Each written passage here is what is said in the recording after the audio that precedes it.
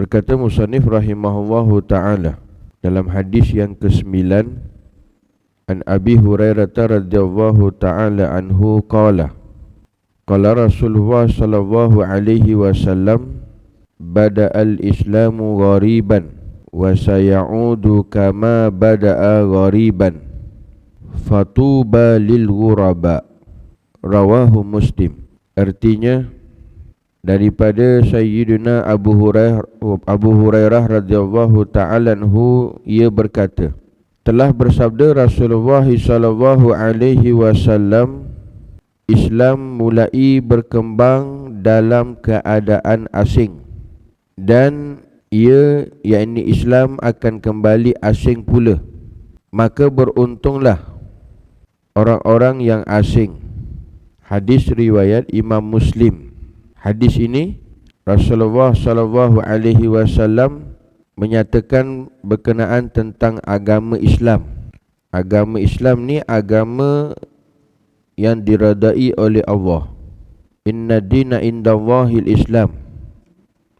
Sesungguhnya agama yang diredai oleh Allah Ta'ala ada satu saja, iaitu agama Islam. Dan Islam ini, kata Rasulullah sallallahu alaihi wasallam, akan kembali asing, akan kembali dipandang pelik di kalangan masyarakat, seperti mana pada permulaan Islam itu sendiri dipandang asing, dipandang pelik. Sebab itu kata Rasulullah sallallahu alaihi wasallam, bada'al islamul ghariban. Islam, permulaan Islam itu, iaitu Islam berkembang dalam keadaan asing, dalam keadaan pelik.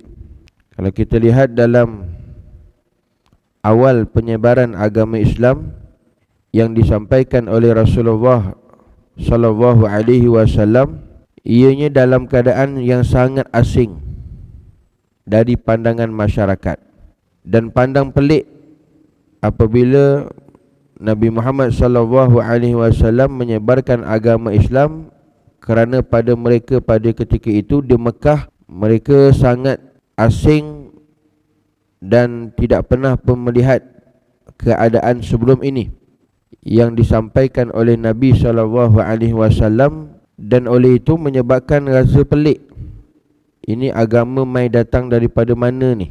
Siapa yang menyampaikannya? Siapa yang memberikan wahyu? Ini Muhammad nak suruh kita sembah selain daripada berhala-berhala yang mereka sembah ini. Mereka rasa pelik dan asing. Sebab itu pada permulaan disebarkan agama Islam di Mekah pada ketika itu, dengan keadaan yang sangat asing, mereka menyatakan Nabi Muhammad melakukan perkara yang pelik. Maka sebab itu pada permulaannya sangat sedikit orang yang menganuti agama Islam, sangat sedikit orang yang menerima Islam pada ketika itu, apatah lagi nak mendukung apa yang dibawa oleh Rasulullah. Kerana pada ketika itu ramai yang menentang daripada ramai yang mengikuti agama yang disebarkan oleh Rasulullah sallallahu alaihi wasallam. Maka oleh itu kata Rasulullah, bada'al islamul ghariban. Islam ni hak mula-mula dia nampak pelik, dia nampak asing. Awal-awal perkembangan dalam menyebarkan agama Islam, dia nampak pelik, nampak asing. Wa sayaudu kama bada'a ghariban. Dan kemudian kata Rasulullah, Islam ni akan kembali asing dan pelik semula. Maka kemudian setelah mana agama Islam dah tersebar ke seluruh pelosok dunia, sehingga ramai yang dapat menganuti agama Islam, dapat menerima agama Islam, hampir 2/3 penduduk dunia pada ketika itu. Sampailah di waktu kegemilangan pada zaman Sayyidina Umar radhiyallahu ta'ala anhu, sehingga kan 2/3 dunia pada ketika itu di bawah pemerintahan sahabat radhiyallahu ta'ala anhu. Artinya ramai dah telah memeluki menganuti agama Islam. Ramai dah pada ketika itu dah boleh menerima agama Islam, tetapi sedikit demi sedikit, sedikit demi sedikit, yang diteruskan oleh para sahabat, teruskan kepada yang lain, sampai hari ini tuan-tuan, sampai Islam kepada kita dengan atas jalan dakwah yang dipelopori oleh para alim ulama yang terdahulu. Sehingga ramai di kalangan orang Islam pada hari ini di mana-mana sahaja sekalipun, satu dunia di mana-mana sahaja sekalipun ada orang Islam, ada orang yang beriman kepada Allah Subhanahu wa taala.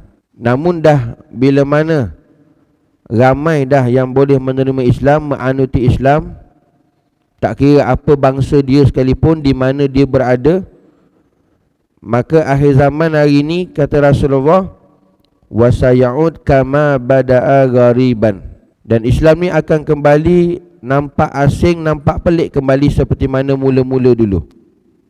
Masa awal-awal Nabi menyebarkan agama Islam, masyarakat di Mekah pada ketika itu merasakan asing dan pelik tentang agama Islam ni. Maka kepelikan, keasingan tersebut akan kembali semula kata Rasulullah sallallahu alaihi wasallam bila pada masa waktu yang dijanjikan oleh Allah Subhanahu wa taala, apatah lagi pada ketika akhir zaman ni. Kerana peristiwa-peristiwa hampir dengan kiamat ni, peristiwa-peristiwa akhir zaman, maka ini pasti akan berlaku, iaitu rasa nampak pelik. Orang amal agama Islam dia nampak pelik. Orang pergi sembahyang berjemaah masjid surau dia nampak pelik. Orang patuh pada perintah Allah dia nampak pelik. Orang nak menghidupkan sunnah Rasulullah dia nampak pelik. Ini akan kembali semula tuan-tuan. Ini akan kembali semula di penghujung zaman, yang nak menunjukkan bahawa akhir zaman itu merupakan tanda hampirnya dengan kiamat. Islam ni akan kembali dipandang pelik, asing di kalangan masyarakat. Tuan-tuan muslimin hadirin yang dirahmati Allah. Kemudian bila mana Islam ni akan dipandang pelik, dipandang asing, kewujudan agama Islam, orang yang mengamalkan agama Islam ni dirasai macam satu benda yang pelik, ganjil daripada pandangan mata dunia. Bahkan ada segelintir daripada sebahagian orang Islam sendiri pun dia rasa agak allergic kalau tengok orang duk kuat betul pada pegang agama Islam. Orang nak hidupkan sunnah Rasulullah SAW dalam kehidupannya. Sebab tu ujian yang besar bila kita berada di akhir zaman ni. Fitnah, kerosakan bermaharajalela, maksiat berleluasa. Maka pada ketika itulah ujian cabaran yang besar bagi orang yang istiqamah melaksanakan ibadah kepada Allah, dan juga orang yang nak istiqamah meneruskan, menghidupkan sunnah-sunnah ajaran Rasulullah sallallahu alaihi wasallam dalam kehidupannya. Kerana apa? Bila mana pada akhir zaman ini, yang mana kata Rasulullah, wasaya'ud kama bada'a ghariban, Islam ini akan dipandang pelik, dipandang asing pada pandangan masyarakat, pada pandangan dunia, hatta daripada pandangan sebagian orang Islam sekalipun. Maka bila mana melihat kepada orang yang istiqamah melaksanakan ibadah kepada Allah dan juga menghidupkan sunnah Rasulullah, maka dipandang pelik, maka dipandang asing. Bahkan ada yang memeli, ada yang perli, ada yang sinis, ada yang hina, ada yang keji, ada yang caci, ada yang pandang sebelah mata pada orang yang berpegang kepada ajaran Allah Subhanahu wa taala, agama Islam dan juga sunnah Nabi sallallahu alaihi wasallam. Ini yang disebutkan oleh Rasulullah pasti akan berlaku. Cuma tinggal lagi bagaimana untuk kita terus berpegang pada sunnah Rasulullah, pada perintah Allah taala akhir zaman, yang mana zaman fitnah hari ini, supaya terus sampai akhir hayat kita mati-mati dalam Islam. Seperti mana yang disarankan oleh Allah taala, wala tamutunna illa wa antum muslimun, kamu jangan mati kecuali mati dalam Islam. Kerana Islam ni satu agama yang hanya diredai oleh Allah. Dan hari ini kita dapat Islam pun dengan sebab kurniaan pemberian daripada Allah, sedangkan kita tidak minta. Islam merupakan satu anugerah yang amat besar dan berharga di sisi Allah, mahal. Maka oleh itu jagalah sungguh-sungguh istiqamah dalam melaksanakan perintah Allah, dan juga usaha berpegang sungguh-sungguh pada sunnah-sunnah dan ajaran Rasulullah SAW, insya-Allah akhir hayat kita mati-mati husnul khatimah, mati-mati dalam keadaan Islam. Amin. Maka sebab itu ini ujian yang besar, cabaran yang bakal diterima umat akhir zaman untuk konsisten dalam mengamalkan agama Islam. Cabarannya besar, kerana akhir zaman orang akan memandang kepada agama Islam ni satu agama yang asing, pelik, dan orang yang mengamalkan agama Islam itu sendiri pun akan disindir, akan diketepikan, akan dipandang sinis, akan dipandang pelik. Kerana itulah yang disebutkan oleh Rasulullah SAW.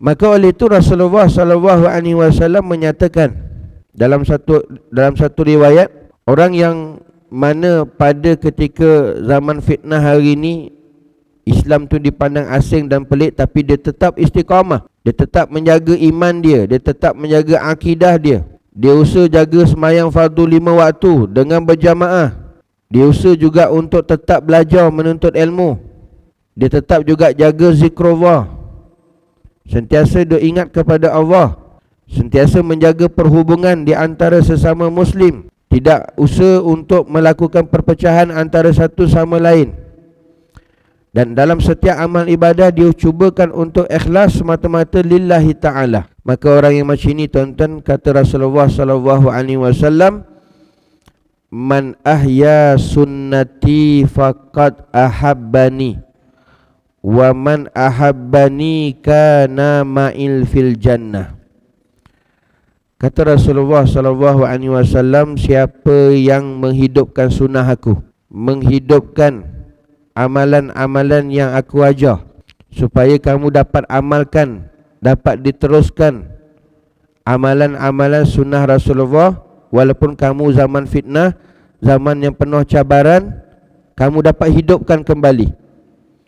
Man ahya sunnati faqad ahabbani, maka sesungguhnya kalian sudah kasih dan cinta pada aku. Tanda dia kasih dan cinta kepada Rasulullah, walaupun zaman-zaman fitnah, zaman kerosakan, maksiat bermaharajalela, tapi dia dapat hidupkan kembali sunnah ajaran Rasulullah. Dia dapatkan hidupkan kembali dan amalkan dalam kehidupan dia, ahli keluarga dia, anak-anak dia, dalam masyarakat dia.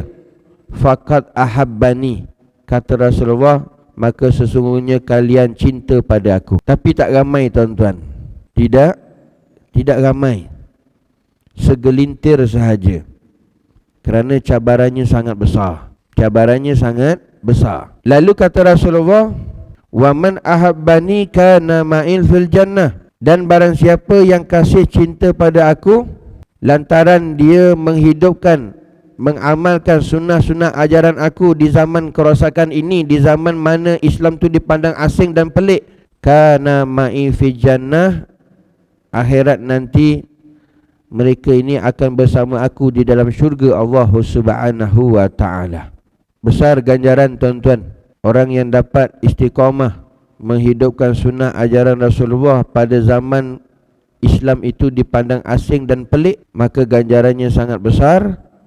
Mati je nanti, akhirat nanti Allah Ta'ala masukkan dia ke dalam syurga bersama Rasulullah. Itu satu kenikmatan yang besar yang dikurniakan oleh Allah Ta'ala. Cuma tinggal lagi kita perlu kuatkan rohani kita, perlu kuatkan akidah kita, perlu mantapkan iman kita dalam nak menghadapi Islam ini dipandang asing pada akhir zaman hari ini, untuk kelangsungan ibadah kita, ketaatan kita kepada Allah Jalla Jalaluh.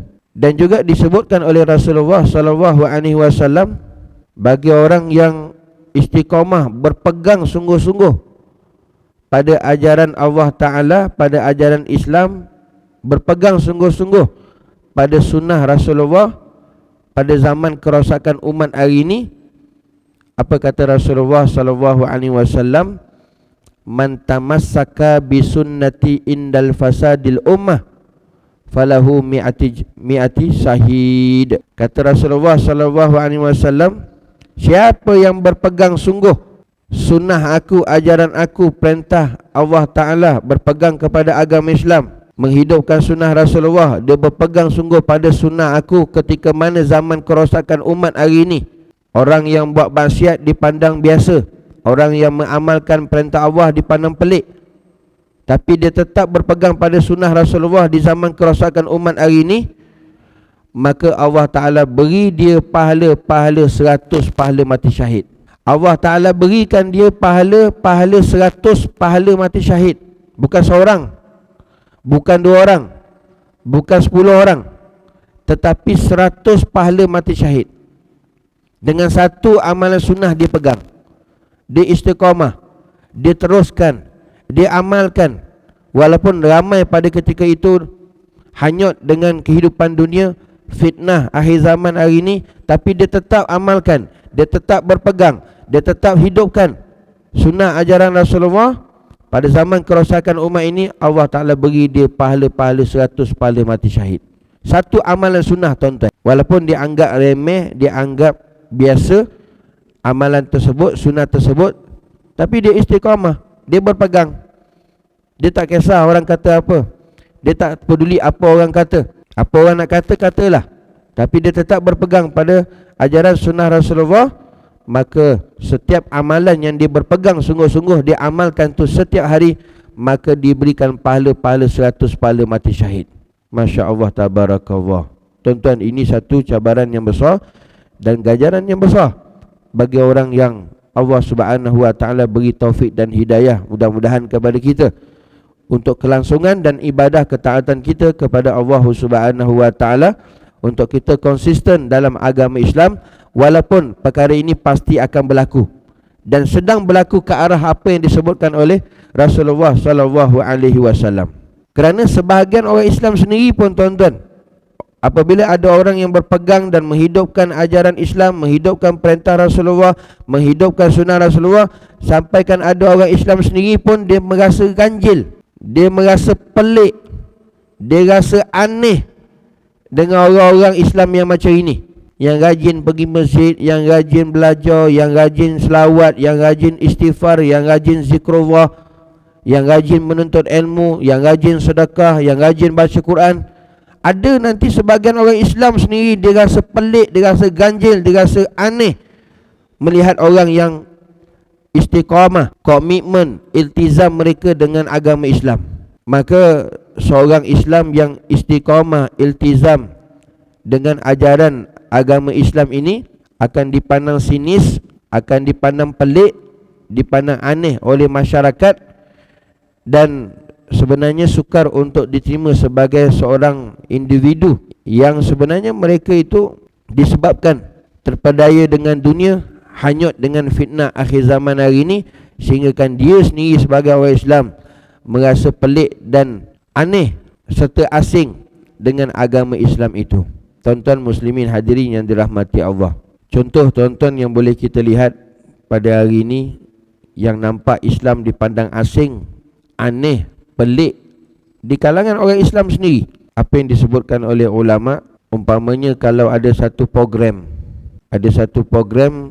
kemasyarakatan, tuan-tuan, contoh ada satu program masyarakat bersama dengan orang ramai, bersama dengan masyarakat, bersama dengan orang awam. Kemudian masuk waktu solat, umpamanya masuk solat zuhur ke, solat maghrib ke, solat asar ke, masuk waktu solat, tiba-tiba ada orang minta izin untuk solat. Ni tengah ada program ni, ramai-ramai ni masuk waktu solat, tiba-tiba ada segelintir itu minta izin untuk mengerjakan sembahyang. Maka tindakan ini dia dianggap sebagai tidak sopan, dianggap kurang ajar, kerana pada mereka ini program tengah berjalan.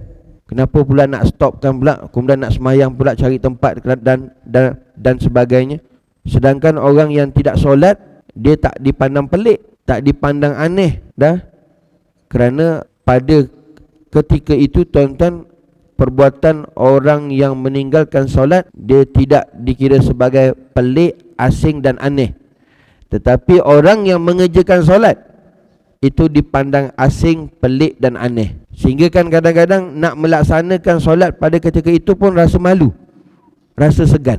Dan bila ada segelintir melaksanakan solatnya, maka ada pula yang ramai pada ketika itu sambil bersenda gurau, sinis, memandang ataupun mengatakan perkara-perkara yang tak elok kepada orang yang menunaikan solat pada ketika itu. Besar cabaran tuan-tuan. Kalau mana-mana program, kalau tak ada kekuatan, masuk waktu solat, habis hanyut tuan-tuan. Hanyut. Apatah lagi nak azan. Apatah lagi nak azan. Sebab hak kepada masuk waktu ni tuan-tuan azan. Kemudian bila kita nak solat, hak kepada solat tu azan. Sebab itu, apatah lagi itu satu cabaran yang besar. Sebab tu saya nak sentuh juga berkenaan tentang hukum bagi kita bila ada kuliah, ada ceramah, ada tazkirah, ada majlis agama contohnya, biasanya kuliah maghrib lah. Kuliah maghrib, maka ada dua keadaan tuan-tuan. Yang pertama, sampai waktu isyak, maka penceramah ataupun pentazkirah dia berhenti seketika bagi laluan untuk azan. Keadaan yang pertama, bagi laluan untuk azan. Lepas azan, dia boleh tak nak teruskan semula? Boleh. Ataupun dia kata nak tutup terus pun boleh, terpulang. Ni keadaan yang pertama yang dibolehkan. Keadaan yang kedua, boleh saja kuliah maghrib yang diadakan, ceramah ke, tazkirah ke dan sebagainya, dia terus lajak. Walaupun dah masuk isyak, dia terus lajak. Boleh diteruskan juga kerana ni majlis taklim, ni majlis ilmu. Cuma tinggal lagi pada waktu akhir tu dia dah habis, contoh 8.30 dia berhenti dan tetap juga kena azan.